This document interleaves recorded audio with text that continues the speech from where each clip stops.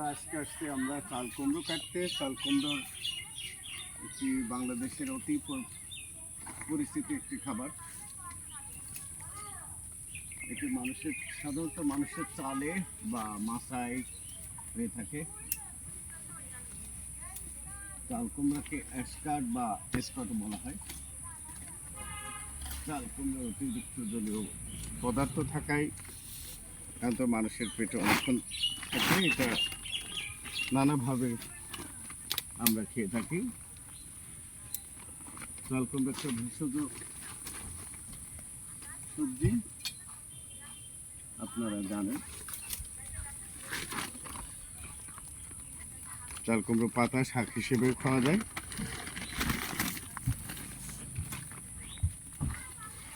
নানাবিধ ব্যবহার হয়ে থাকে চাল কুমড়া, বিশেষ করে কালাই ডালের সাথে পাকা চাল কুমড়া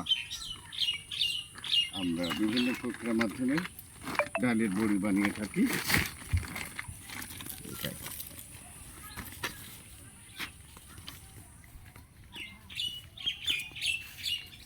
সব